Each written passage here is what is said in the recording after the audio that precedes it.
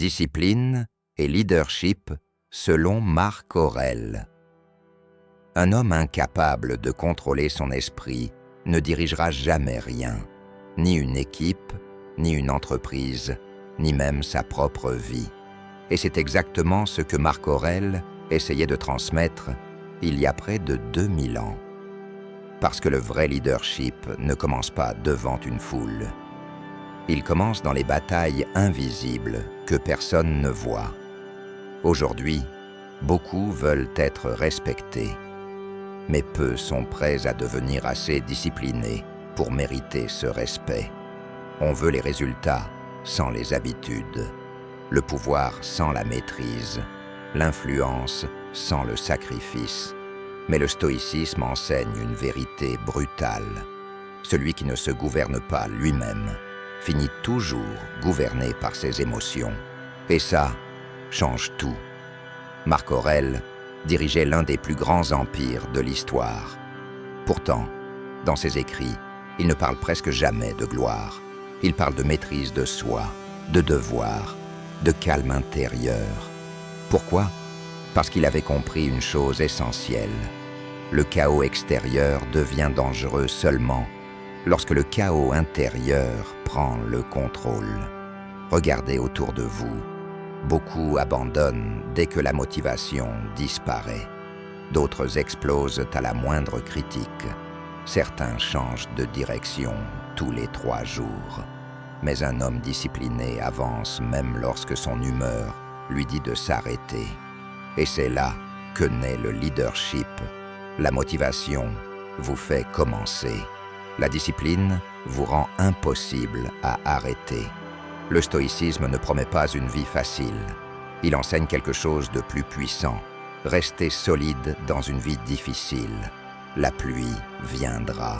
Les critiques viendront. Les échecs viendront. Mais la question n'est pas « Pourquoi cela m'arrive ?» La vraie question est « Comment vais-je répondre à cela ?» Voilà la mentalité stoïcienne.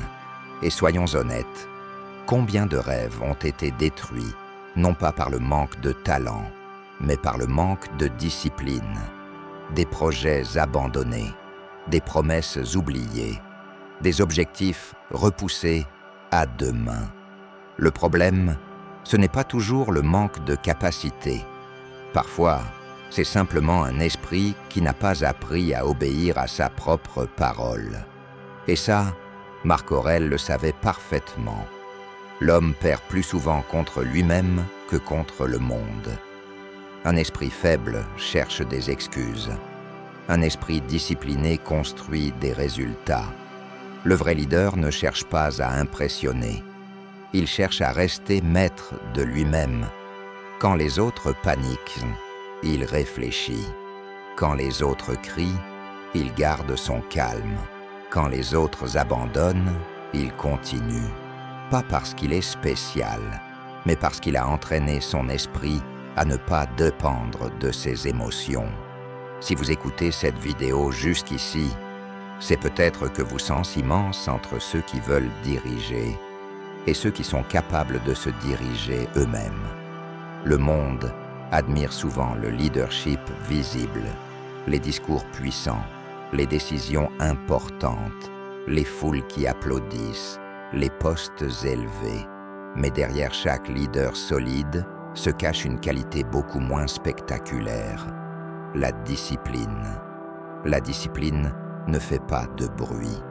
Elle se construit tôt le matin, quand personne ne regarde.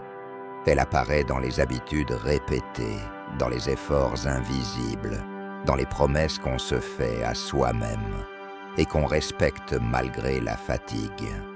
Un leader sans discipline devient rapidement prisonnier de ses émotions.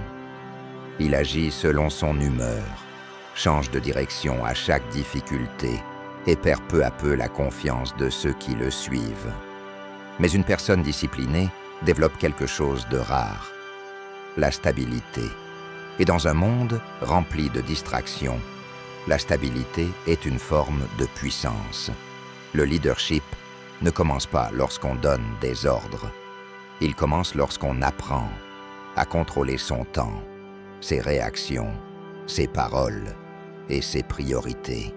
Celui qui ne peut pas gérer une heure de son existence aura du mal à guider une équipe, une entreprise ou une vision.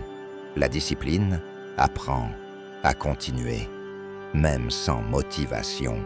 Et c'est précisément là que naissent les vrais leaders. Parce que la motivation est émotionnelle. La discipline, elle, est une décision. Les grands leaders de l'histoire n'étaient pas nécessairement les plus talentueux. Beaucoup avaient des défauts, des peurs, parfois même des échecs humiliants. Mais ils possédaient une capacité exceptionnelle, avancer avec constance, jour après jour, action après action, même lorsque les résultats tardaient. Le leadership exige du courage, mais la discipline transforme ce courage en résultats durables. Un esprit discipliné sait écouter avant de parler. Il sait observer avant de réagir. Il sait attendre avant de tout abandonner. Voilà pourquoi les personnes les plus influentes ne sont pas toujours les plus bruyantes. Souvent, ce sont celles qui maîtrisent leurs habitudes mieux que les autres. La vérité, c'est que la discipline construit la confiance.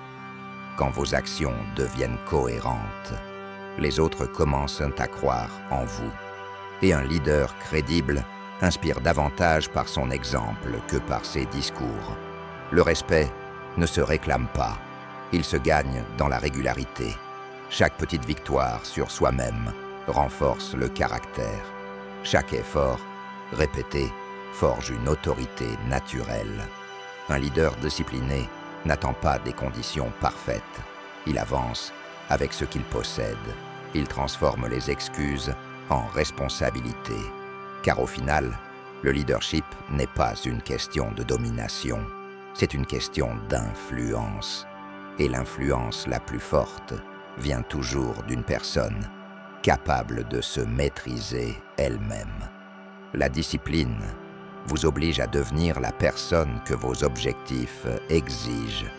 Alors, si vous voulez développer un véritable leadership, commencez par les choses simples.